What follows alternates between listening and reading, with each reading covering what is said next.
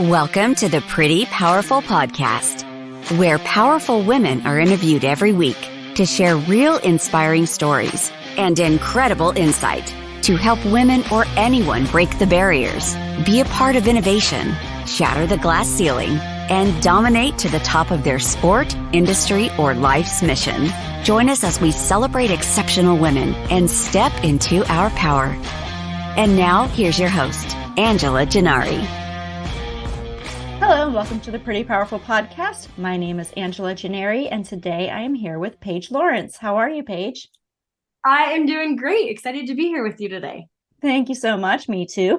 So I'm excited to meet for you to get to know our audience and for them to get to know you, because I think you have such a great story, and I'm very excited to have you tell it. So Paige Lawrence is an Olympic pairs figure skater turned high-performance business coach. She's taken the lessons learned as an Olympian, refined the framework, and now helps entrepreneurs get outstanding results in their business and life by optimizing their mindset, upleveling their habits and practices, and becoming more deliberate with how they run their businesses, pursue their goals, and ultimately create their most successful lives. So exciting. So I know, first I'm going to just say this because I think this is a universal thing. That is, Olympic pairs figure skating is literally like the favorite thing to watch, right? Like that's everybody's like, I could totally do that. And then of course, no, we look like, brand new newborn calves when we get out there on the actual ice. I mean, that's kind of our job, is to make it look effortless and easy, right? Yeah. Ultimate compliment. So I love it. So how young were you when you started doing this? So I was 4 years old when I first started skating. So super young. I will say I had no aspirations at the time of being an Olympic figure skater. Really? I simply went into figure skating because it was a form of like a recreational activity. I grew up in a teensy tiny town, like 200 people. So it was one of the only recreational activities in the winter. So I really just started to skate to have something to do, and I quickly fell in love with it. Oh, that's so fantastic. So you started pairs figure skating. So when you're 4, obviously you're just kind of like learning things, right? So at what point do you get into the pairs figure skating, and how do you make that decision versus, doing it on your own? Yeah, so I had a real big transition moment when I was 9 years old. I went from my local figure skating club and coach to a neighboring town, simply because I really loved figure skating at this point, and there was a better coach like available 20 minutes from home. So from that point on, I became a competitive figure skater. I quickly became one of the top single or solo skaters in our province, and I honestly thought that was as good as it was going to get.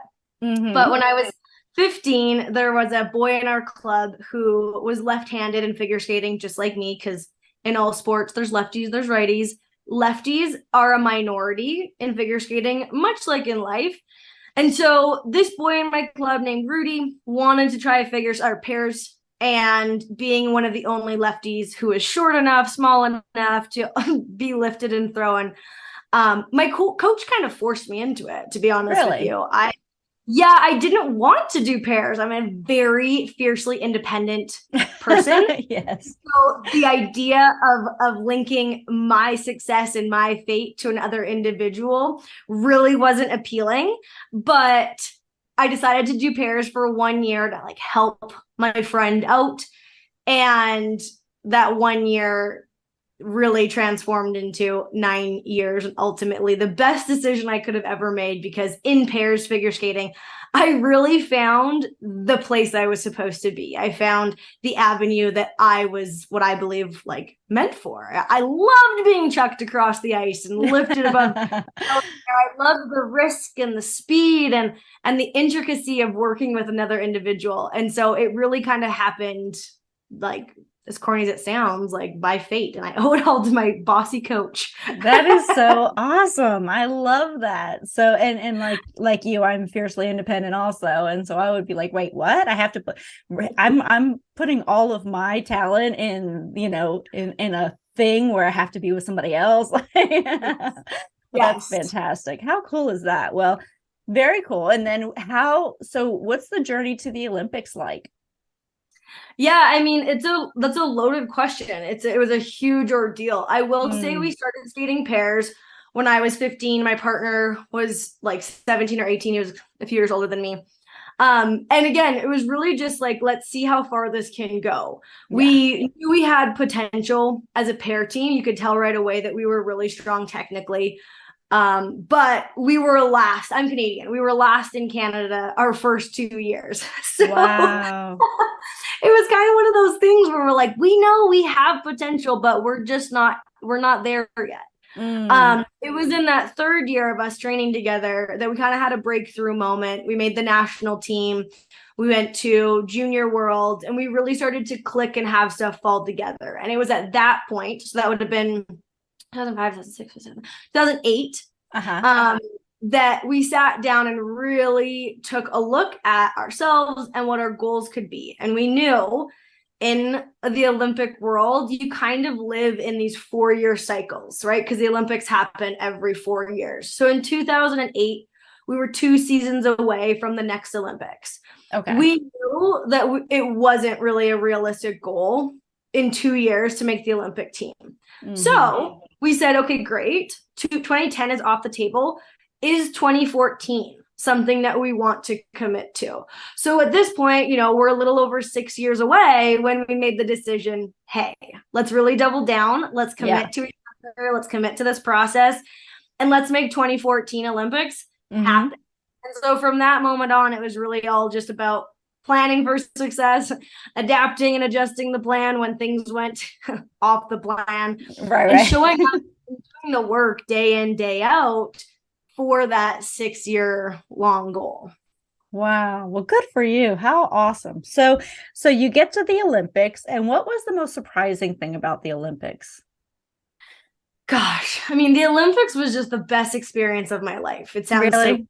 Which one was this? Where was it? It was Sochi, Russia in 2014. And it really was like this, I would say, like eye-opening, wonderful experience. And I think I'm very fortunate. I had a cool experience happen to me on, I think, my first night at the Olympic Village that really changed how I approached the rest of the 2.5 weeks that we were in Russia. So I'm a pretty outgoing gal. I love meeting people. And that first night, I was up in the athletes lounge with Team Canada, and I found myself having a major case of what I now know as imposter syndrome. Oh, yeah. I'm stuck in the corner, really being overcome with who am I to be here? I'm just little old me from Kennedy, Saskatchewan. I don't belong with these Olympic athletes that I've seen on TV. So I wallowed in that for a little bit, and then I gave myself a pep talk, got out there, sat down at this table of this group of athletes, and just started talking with this guy next to me. And I remember really connecting with him. I felt like he was from a small town. I was from a small town. He'd overcome a lot to get to the Olympics. I'd overcome a lot to get to the Olympics. And I felt like I was connecting with probably a like-minded individual, someone that probably was also feeling a little out of place. And it really made me feel at home and like I belonged. Now, I went back to my room that night, was on the internet. Facebook was cool at the time, so I was on Facebook. And I saw an article pop up about some Olympic athletes that I was tagged in. So I clicked it and I'm scanning it, and I see this guy's face pop up, the guy I had been visiting with. So I was like, oh my gosh, I know him. I'm gonna read about him. We chatted. Yeah. Turns out that this guy that I thought was just like me was actually an Olympic medalist. He's a several-time world medalist. He was one of the top dogs that I had really been feeling like I didn't belong with. And so in that moment, I was like, oh my gosh, how did you not know? I'm so embarrassed. And I went to bed feeling like a schmuck. And I saw him the next day, and I walked up to him and kind of smacked him on the shoulder and was like, hey, why didn't you tell me last night when we were talking that you're so good at your sport? Like, I feel like an idiot that I didn't know how good you were. Yeah. And he looked at me kind of a little bit like, what is this girl talking about? And he said, well, Paige, we're at the Olympics. We're all pretty good. Yeah. And it sounds so silly, but in that Mm-hmm. moment, a light bulb went off for me. And I was like, oh, that's right. And what happened from that point on is I gave myself permission to belong. I gave myself permission to be equals with those around me. Because at our roots, at the base of who we are, we're all just humans. And at this point, Mm-hmm. we all found something that we love to do, that we worked our buns off to achieve. And now we're all showing up with these big vulnerabilities and the pressure to perform at something that means a lot to us. And so it was a really humanizing experience that changed how I met people, how I approached the competition, and that really kind of has shifted my viewpoint of humans, after the fact as well. It's been kind of like this great equalizer. And so, I mean, I know that was a long story. No, I love it. Well, and I'm sure he's probably like loving the fact that you don't know who he is and he's just talking to you like a normal person, right? Because I think when you reach a certain level, people talk to you and they address you differently. And so I'm sure it was refreshing for him to talk to somebody who didn't know all of his accolades and his resume. He was just a person, right? He was just a guy you were talking to at an event. And I'm sure for him, it was like, oh, this feels so less pressure, right? Like I don't have to perform to what their expectations are of me. Yes. And that's kind of been my approach to life and people outside of that. It's like I like to meet people as humans first, Yeah. and accolades, accomplishments second. Right. I think it gives you a totally different perspective and conversation with that human as opposed to an idol. Absolutely. 100%. And I'm one of those where, I'm in the events industry and we see a lot of celebrities and I don't know who anybody is. Like I have really I am so bad at this. Like unless you show me a picture and they're in the exact same clothing with the same facial expression, I'm like, I don't know if it's the same person, if it's not the same. Like you really have to be like mirror image in order for it to click for me. But I talk to everybody the same because I don't know who you are. And so yeah, exactly. Probably a skill set for you, right? Yeah, it works great. Yeah, it works great. It humbles people a little bit, I think. They're like, she doesn't even know who I am. I'm like, well. So anyway, so okay, so then you finish the Olympics, you're in this amazing place in life, right? Like you've achieved this massive life goal. So then what happens then?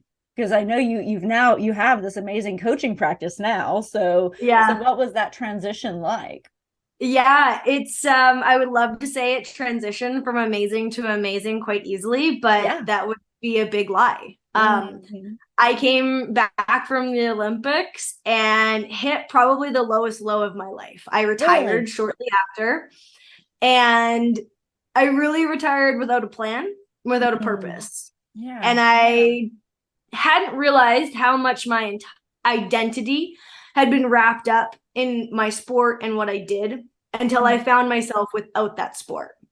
And so for the next 2 years, it was really like starting over for me. I was 24 years old and I couldn't tell you what I wanted to accomplish tomorrow, let alone 4 years from now, which was a shock to my system, right? As I just shared, I had been living in the paradigm that you're able to plan your life 6 years in advance and it goes to plan relatively close anyways.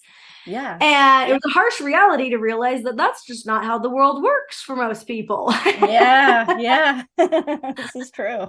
So it was really a period of rediscovery, of leaning into the tools that I had relied on in the world of elite sport to help move me through this rough patch. And I really just started to get clear on what I like to do, what I could possibly pour my time and energy into. And eventually, as I explored different options, I just started following the yeses, things that felt a little closer to what I was wanting to do. And through several different attempts, different courses, different certifications, different jobs that I sometimes quickly quit. Yeah. I ended up getting certified as a life coach, as a positive psychology practitioner, which then led me to go to grad school to become an executive coach.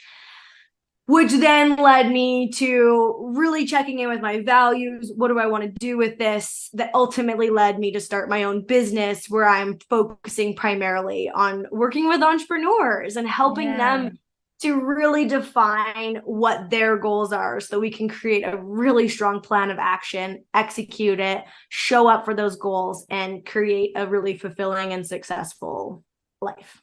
That is so cool. So I love that. And I love that you kind of figured it out along the way. And now you're using, you know, all the tools that you use to make yourself an Olympian. Now you're using in the business world to help other people achieve their own success. So that's super, super awesome. So I want to dive into a couple things that are kind of like your niche. So you talk about the safety first thing, but for you, it's safety third. So tell me what that means. Safety third is like my life motto. It's something that my dad used to jokingly say. We grew up on a ranch, and so accidents would inevitably happen. And it was kind of a tongue-in-cheek, like, oh, safety third. But I grasped onto it and I took it into my skating practice, really as this push to embrace risks. In pair skating, there's inevitably a lot of risk. You're going to fall, you're going to be dropped, it's going to hurt sometimes. And in figure skating, there's really only one way to do the thing, and that was to do it. Yeah, for sure. And so for me, safety third was really my push to be daring, to be bold, and to trust myself enough to step outside of my comfort zone. In business now, I'm not getting thrown across the ice or flipped upside down around some guy's head. Instead, this motto of safety third is that push to step outside my comfort zone. Being an entrepreneur involves you being vulnerable. It involves you taking risks. It involves you stepping outside your little security zone, right? And it can be really easy to fall into that trap of just staying where you feel safe and secure. And so anytime I catch myself playing small or pulling back, I'm like, no, safety third. Like, we're going to go for this. I love that. I love that so much because I think as entrepreneurs, especially when you've gone through the grind and you're like, okay, I finally got breathing room. You know, your natural inclination is, I think I'm going to stay right here. This feels very comfortable, right? And so you're not pushing yourself to the next level, and you're not forcing that growth, because you know how uncomfortable growth is. Like growth hurts. It kind of feels like you're getting thrown across the ice sometimes. Sometimes it does. Absolutely. And so every once in a while you're like, I kind of want to just hang out here in the complacency zone for a minute, and that way I can catch my breath. And so I think that that's something that we might naturally do. And so having an executive coach or somebody who's kind of right with us, like, nope, it's time to go twirl again. Let's go. Exactly. Yes. It's one of those things too, where I'm like, I love to lead by example. And if I'm going to call my clients out and ask them to live bold lives and to step outside their comfort zones, like, I need to be able to back that up with my 100%. own actions, right? 100%. So this is me holding myself accountable as well. Yeah, well, I love that so much. Okay, cool. So you talk, and I know that you must have dealt with this a whole lot in your career, but criticism, that is one of the hardest things for us to endure, especially as women, I think, because we're very critical of ourselves, right? Like, I think men have this confidence in them that says, I belong here, I deserve to be here. And women always have those doubts of like, I don't deserve this. Like, I'm way out of my, I'm punching above my weight class kind of a thing. And so we're constantly fighting that imposter syndrome. So tell me how you deal with criticism and how you help other people deal with criticism. So again, I pull a lot from my days in sport. And I think it's really just because it's such a concentrated learning environment. Feedback, criticism, they're built into the life of an elite athlete. And it's kind of that like eat or be eaten mentality. Either you're going to make it work for you, or it's going to eat you up and spit you out alive. Yeah. So for me, this wasn't even something that I really realized was a skill set of mine, because I did it so naturally. But as I started working with more and more people, I realized that there's a lot of us that struggle with feedback. I think we take it emotionally, right? We feel it as an attack against us. Our ego gets involved. And so for me, I have these 3 steps that I feel like empowers people to handle any feedback, negative criticism, whatever you want to call it. Yeah. In a way that's empowering and positive. So step 1, okay, is this feedback coming from someone that you trust and or respect? Okay. Right. I think like, especially in the world of social media, we're getting opinions thrown at us left, right, and center. Right. They're everywhere. So this is a really great checkpoint to me. I go, okay, pause. Is this opinion, is this piece of information coming to me from someone that I trust and respect? Right. If it's a yes, I move to step 2. If it's a no, we stop right there. We throw it out the window. I don't spend any more time or energy on that piece of information. Yeah. If it's not from someone I trust or respect, like why would we even go down this road? Somebody sitting behind a keyboard, anonymous. Yeah, exactly. I agree with you. And I also love to make it a little bit more specific here too. Is it someone that you trust or respect in this area of your life, right? I love my mom. I trust and respect my mom in so many aspects of my life, but she's not an entrepreneur. She doesn't run her own business. She doesn't understand necessarily what I'm doing. And so there are times, I'm just using her as an example. Yeah. She's the sweetest lady in the world. If she's giving me advice that I am uncertain about or really just stop and reflect, do I need to take this into consideration? There's been times that I've paused her because she isn't a trusted and respected voice in my business mode, right? Yeah. So we have to really consider context in person. If it's a yes, we move to step 2. This is where you ask yourself, is this opinion, comment, feedback, criticism meant to help me? I think this is really important because a lot of people suck at communicating. Yes. Right? Absolutely they do. A lot of people aren't good with their words and quite frankly can say things that they've intended to be helpful in a really hurtful way. So this is where we press pause on our emotions, on our initial reactions, and I like to evaluate, is the intention behind this meant to help me? Yeah. Despite how it was delivered. What's empowering about this, again, it's giving like you control over the feedback where you get to evaluate it to say, okay, is this meant to hurt me? Is this just meant to tear me down? Because again, if so, we're tossing it. No more time, energy is going into that. Why would we? But if harsh or hurtful feedback has been shared to us that's meant to help us or has as an opportunity to be helpful to us, we move to step 3, which is quite simply, you get to choose what you do with the feedback. And again, I think this is something that people take for granted. We think that we've been given the feedback, so we have to deal with it. We have to think about it. We have to incorporate it or respond to it. Yeah. You don't have to do any of that. You get to choose how you interact with it. Do you want to throw it out, even though it came from a trusted source and it's meant to help you, but it doesn't fit into your goals or your life? Toss it. Yeah. Or, oh, was that really poorly said to me, but there's a helpful piece of information in there that I want to use to make myself better? Absolutely. Right? So it's really just this opportunity to pause, reflect on these different perspectives, and ultimately decide, how do I now want to take this feedback to help me be my best? That's it. That's simple. But man, she works. Yeah, I love that. I love it.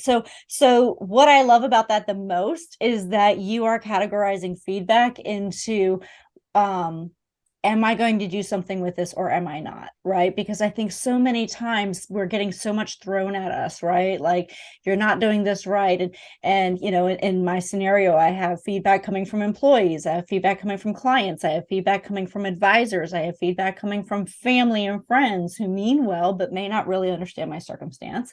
And so you have all of these different, and you've got to, I also throw in, what is the agenda behind the feedback? Right? Is the agenda, and I like that you address that. You say, you know, is this meant to help me? Sometimes the agenda is it's meant to help them, right? And so like, I need this, and therefore I'm going to criticize you in what you're doing because I need more of this and you're not giving it to me, right? And so the agenda, what is the agenda? Is the agenda that they need more from you, and so they're going to direct that criticism to you in hopes that they get more of what they want? Or is it really just purely to help you? So I love that that's number two for you, because it really is important, is what's the intention behind it. Yeah, I think that feedback can be triggering and put people into a reactive state. Yes. Oh my gosh, yes. And really what these 3 steps allow you to do is to pause the reaction and to become an active participant in the interaction with the feedback. So we're not just blindly reacting. We're actually showing up in the driver's seat saying, okay, how is this going to affect me? How do I want to bring this into my life or not bring this into my life? How do I want to engage? And that's so powerful. It's just a perspective shift. We are not a victim of the feedback. We are not reactive to the feedback. We're the driver of the feedback. We're in control here. We have the power. Yeah, I agree. So tell me, when you're getting criticism and when you're getting feedback that's negative, does that weigh on you? Because it does tend to weigh on us, but how do you stop that? And I know that you put it into perspective, but when you're really getting a lot of the same feedback, like whatever that is, do you put value on it at any point when you're like, okay, you know what, more than 10 people have said something? So do you then maybe put value in it, or do you still say probably doesn't fit the parameter? Yeah, it's a great question. And I think, it's unique to every scenario. If I'm getting the same piece of feedback from 10 different people, I'm definitely going to sit with that feedback and probably ask myself, what are they seeing that I'm missing? Because this is continuing to happen. And so my decision to, not do anything with it, let's reevaluate. What other options could I explore? What could I do with this to help me? Sometimes I maybe even just looks like, oh, let's engage in a conversation, to ask more questions, to gain clarity around what other people are seeing that I'm missing. That's what pops up for me. So if I'm giving the feedback 10 different times, I'm clearly missing something as I evaluate the scenario. And if I've missed it 10 times, let's stop guessing and let's have a conversation. Yeah, I agree. And, I think it's funny because we're talking about criticism, and I think criticism is one of those things that it does hurt our ego. But I think there's also something to be said for listening to people who are giving you positive feedback, but possibly just because they don't want to hurt your feelings. Like, I really actually prefer to have people be 100% honest with me, because even though it might hurt a little bit, it'll help me be better. Right. And so I try to surround myself with people who are very authentic and feel comfortable giving me that feedback as well. So I think there's a good place for criticism, or absolutely a good place for feedback as well. For feedback. Yeah. I mean, like, I was always the athlete when I was training, was like, don't waste your breath telling me what I'm doing right. I know what I'm doing right. Tell me what I'm doing wrong so I can fix it. Oh, so I love that. Yeah. So I totally relate to that. And I also want to say I owned that was my perspective. And so as people were sharing, what I called the fluffy good stuff. Yeah. I would say, hey, thank you. I appreciate this. I actually want to be clear with you what my expectations are. I'm looking for ways to get better. Yeah. I'm aware that I'm doing a good job over here. Yeah. Would you be able to share some of these areas that you see I could improve in? So again, communication is important, and I can control my side of it. Yeah, for sure. Oh, that's awesome. Okay. So tell me a little bit about when you're making your transition into the business world as an entrepreneur. What obstacles did you overcome as an entrepreneur getting your business off the ground? Man, so many. Right? Yeah. I mean, one is I had this unique perspective of I had just achieved the ultimate success and viewed myself as that. And suddenly I was having this huge paradigm shift to I'm a baby beginner again that doesn't know what she's doing. And so I had to really shift my mindset. That was the first thing I think that was a big change for me. Yeah. Rather than going into it from a fairly expert mindset, where you're looking at different things, your adjustments are different, your processes are different, to being a learner, to being a beginner. That was a big shift for me. And so it allowed me, once I was able to fully step in to learner mindset, baby beginner mindset, it allowed me to go out there and be messy a little bit and to make mistakes and to prioritize progress rather than perfection, which is what I was really trying to do at the beginning. And I couldn't be perfect because I hadn't got any reps in yet. Yeah. So I think that was one of the biggest hurdles, was really just understanding where I was at in the process and showing up fully in that role with those responsibilities, recognizing it's a very different role with different responsibilities than 5-year down the road version of Paige. Yeah. Does that make sense? Yeah, absolutely. 100%. Yeah. So as you're going into, you're creating this new version of yourself, right? Like you're reinventing yourself essentially, and you're figuring out how to take on something like you don't do things small, right? Obviously you go all in. That's your personality, right? Like that's what makes you a champion. That's what makes you great. And so you're all in on this, and you hit a couple road bumps, and you're like, okay, is this still something I want to continue doing? Did you ever have any doubts that maybe you were on the wrong path or right path? Do you know what? This is actually a really interesting question, because that's making me realize, no, I never questioned it. And I also didn't ever question my path to the Olympics. Like, it's like once I decided I was going to do something, I recognized that it was I was capable of it. It was just going to take the time and the effort. Now, that being said, there was a lot of struggle bus moments at the beginning where I'm like, how do I do this? Right. right. Really, truly, I know I'm capable, but how? And I think one of the big shifts for me, again, was realizing that structure was really important. And that was something that was built in for me as a figure skater. As a competitive athlete, I had a coach. I had a team of coaches. I had a team of professionals in every different avenue telling me what to do. And I just got to go and execute, right? So execution was something that I was really familiar with. That is a pillar of what I help my entrepreneurs do now, is execute. But I realized as the entrepreneur, I didn't have a team of people telling me what to do. So I actually had to create the strategical structure that was missing. And once I realized that was a big game changer for me, because I started to look at and evaluate what made me a successful athlete. What structure did I need to allow me to show up and simply execute? And so I paused my whole process there and started to really think about, what are the structural pieces that I need in this business to help plan out, strategize, break down what I'm wanting to go do, so I get to just go do. Those are two different pieces of the puzzle. Oh, that's awesome. Yeah, I agree. Because I mean, you can learn a lot from, about business in sports, from my son. I have a 16-year-old son, and he plays baseball. And I always say playing sports is one of the best business lessons you can get. Because that structure, that coaching, that feedback, like so many things. And, there has to be a level of self-motivation in there, right? Because if you're an athlete and you want to be great at what you do, the level of commitment has to go higher, right? And I always say, if it was easy, everybody would do it, right? And so every time my son complains, oh, this is so hard. Oh, this is like, if it was easy, everybody would do it, right? If you want to be great, you have to do what other people aren't willing to do. Don't be basic. Don't, don't just sit there and take the minimum and think that you're going to get something great, right? Like, basic people don't become great. And so like, this is what I kind of remind him all the time. It's like, yeah, it's hard. This is why it's, there's a smaller, percentage of people at the top, because it's hard. So I fully agree.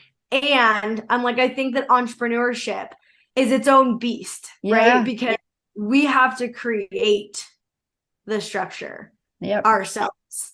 Right. It's one thing to do the hard things. That's hard. It's challenging. You said not everyone can do it. But it's another thing to set yourself up and to craft out the list of hard things that you're going to go and do, and how you're going to do it. And then wake up and do it. Yeah. It's like, okay, there's a mountain over there and it's going to hurt and it's going to, it's going to be a grind and it's going to take you forever and you're going to have to sacrifice a ton. Aren't you excited to go do it? Right? Yeah, exactly.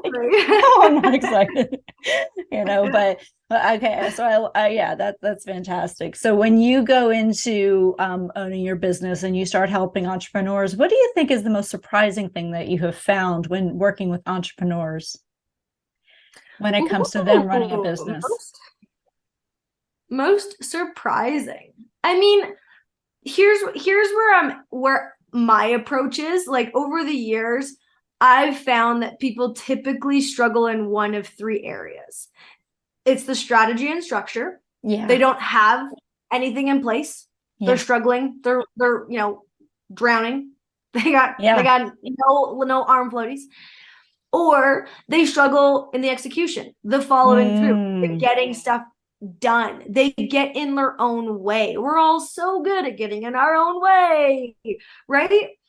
Or the third component is really just this like champion mentality, this ownership. I think it's a step above confidence.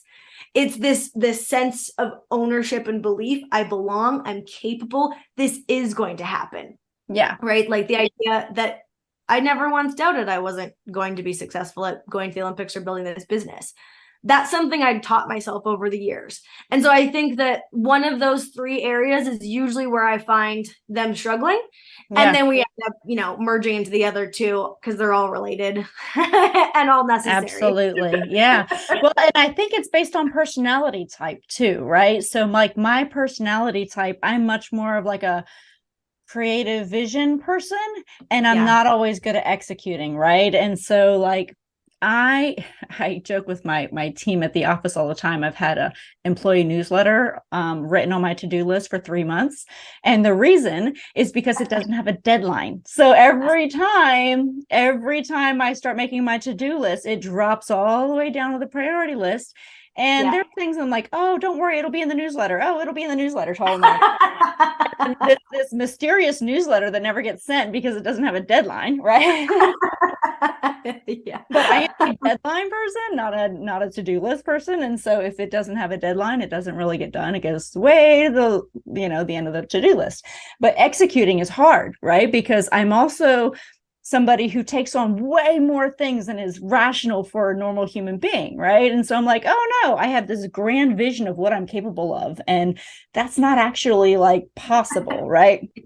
And so it takes a little bit of talking down off the cliff occasionally for me to say, okay, you're right, I'm not going to get this done today, right? Like, or this week, or maybe this year. And so but that's got to be a challenge with entrepreneurs because we think we can do everything. It's the truth, right? We all have these unique, I'm going to call them flaws, pre-programmed ways of operating that are normal to us, yet are not useful to us. Correct. Right? Yeah. And so it's like our business results, especially as an entrepreneur, before you have this like large team, our results are largely a reflection of us. Yes. And if we're not constantly looking and evaluating and monitoring ourselves and how we're showing up, we are going to operate at a subpar level because 100%. That's our norm. It's what we're used to. Mm-hmm. And so I love diving into the execution of like how you're showing up. One, to highlight where you're great so we can utilize more of that. And two, to pull out these little tweaks where you could improve to really optimize the results that you're getting out of yourself. Yeah. Yeah. Well, and I think one of the things that I've learned over the years is hire for your weaknesses. And I think that's one thing that you struggle with initially because you're like, I don't have any weaknesses. I don't know what you're talking about, right? But you start realizing like, okay, yeah, I haven't acquired a new client in 3 months because I don't have time to do sales, right? So even though it's something that you're capable of, it's not higher on the priority list, right? And so that's where you need to, start figuring out where you hire, because if you can start delegating those things that you love to do, like I love to do sales, I don't have the time to do sales, right? And so hiring that out was one of the best decisions I made. And, but I struggled with it for 7 years before I pulled the trigger on it, because I kept insisting to myself, no, I can do that. I can do that. I'll make time. It'll be fine. I'll figure it out. I'll wake up earlier. Like, and you just, yeah, it took me 7 years to figure that out. But, you know.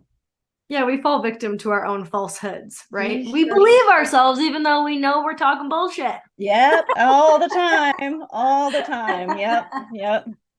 So I think that you have such great feedback for entrepreneurs and such great advice that you can give them through, obviously through your life in sports, but also just in everything that you've learned as an executive coach and a life coach. And I just think that you can bring so much value to somebody's life. So that's amazing. And I love that you're helping entrepreneurs, because of course that's my sweet spot. I love entrepreneurs. I'm a big promoter of entrepreneurs. I love women in the executive boardroom.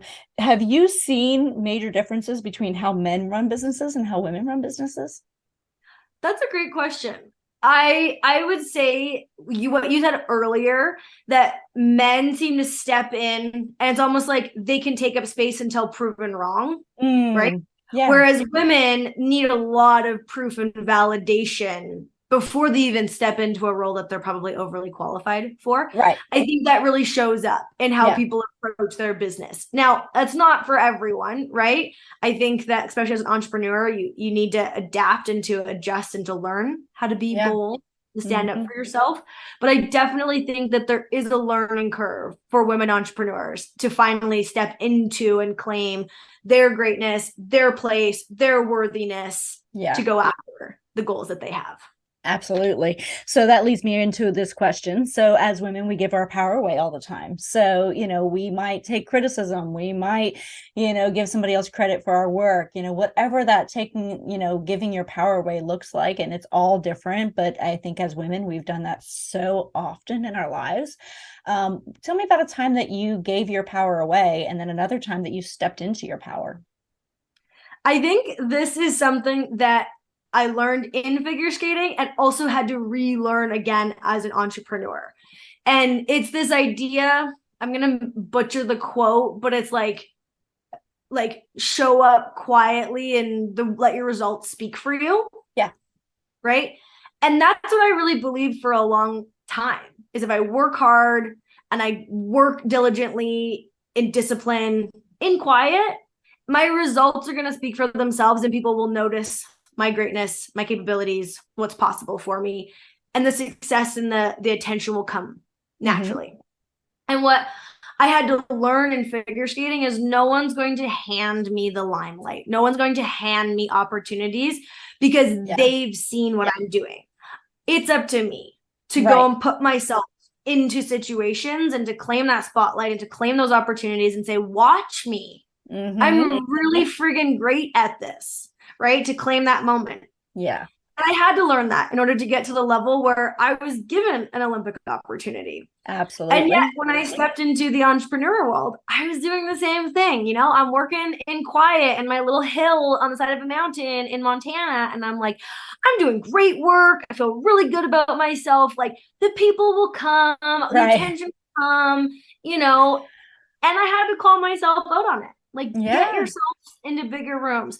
Give yourself the right to claim opportunities, to jump before you're ready, to claim your worthiness, to take up space. Yes, absolutely. And so that's what your question really brought up for me, is that it's that permission to just like take up space, girl. Yes, if you want to be noticed, go be noticed. Oh, 100%. 100%. I can totally, it resonates with me 100%. So okay, so what advice would you give to your 18-year-old self? 18-year-old self, Paige, was pretty on the spot. Yeah. 18-year-old Paige was about to go to the Olympics and was living the best life. But I think the thing that I had to, I'm going to go to 24-year-old Paige, because she was a mess. Yeah. This was where she was relearning life. Yeah. And really would be a reminder when thinking about what I want to go and do, what my goals are, what my dream life looks like. No, not dream life. What my realistic life. Yeah. To really claim big, bold 10 out of 10 life. I had the guts to do it as a 16-year-old, saying I want to go to the Olympics long before I had any proof that that was a reality or possibility for me. Yeah. And it happened because I claimed it. Same sort of thing needs to happen for all of us. Is it a 10 out of 10 life? It is achievable, right? Yeah. If you have the courage and the guts to say, one, what does that look like for me? What does success mean to me? Yeah. What does 10 out of 10 actually look like? Step one, claim that. And step two, like, go after it, right? If you're going to show up and work your buns off day in, day out, let it be for something that is like truly magnificent and wonderful. Yes. Yes. Amen. I agree. Well, good. Okay. So this has been so much fun, and I've really enjoyed talking with you. So I have one more question for you. What do you wish more people knew? What do I wish more people knew? I mean, if we're focusing on the entrepreneurs, I think it really does have to be this balance of structure and freedom and flexibility, because so many of us come into this world wanting the freedom, the flexibility of their schedule and where they can work and how much they can work. And we end up falling victim to working all of the time because that's what we end up thinking that we need to do. And instead, I'm like, give yourself some really firm structure. Yeah. What are you working on? How does that break down? What are your off hours? What is the balance? Yeah. What is the balance of work and play? Right? Truly create a life right now where you're at that reflects both the goals that you want for your business and the freedom that you're wanting. Because again, it's more attainable than you're giving yourself credit for. Yeah, absolutely. And I think if you can create that structure and you time block it, then you're more intentional about that time, right? Because if you just consider, well, I just work all the time, and then you're not as intentional. And, you have employee newsletters that go 3 months. Not naming any names, but I don't know who that is. But yeah, so I think that intentionality is important. And, when you're giving yourself structure comes intentionality. So I love that that's your focus in creating that for entrepreneurs. I think that's probably what entrepreneurs could use more than anything, because we take on so much, we give ourselves unrealistic timelines, and we are horrible at delegating. So if we can create that structure, that's something that I think could be a game changer for all of us. Yes, I totally agree. Well, thank you so much, Paige. This has been so much fun, and I love your energy. I love what you're doing. I love that you're inspiring entrepreneurs. One of these days, I'm going to get this. I'll be able to turn around and skate backwards. That's my life goal. That's one of my bucket list things. Turn around and skate backwards on ice. and not look like somebody who is a baby deer using their legs for the first time. I have full belief that you can do it, and send the video when it happens. Well, thank you so much. You're such a pleasure to talk to, and I've had so much fun. So I'm wishing you all the best. I know you're going to do amazing, amazing things for you and for all the entrepreneurs that you're helping out there. So thank you for what you're doing. Thank you for having me. So guys, you can check out Paige on prettypowerfulpodcast.com. And where else can they find you, Paige? Instagram is a great place to connect with me. It's at Paige Lawrence Coaching. I love connecting with people. If you listen to the podcast, pop into my DMs, say hi. I want to connect. Awesome. Fantastic. Thank you. I really appreciate you. So thank you guys for joining us for another episode of the Pretty Powerful Podcast. And again, you can go to prettypowerfulpodcast.com and check out Paige Lawrence. Thank you so much, everybody. Have an amazing day. Thank you for joining our guests on the Pretty Powerful Podcast. And we hope you've gained new insight and learned from exceptional women. Remember to subscribe or check out this and all episodes on prettypowerfulpodcast.com. Visit us next time, and until then, step into your own power.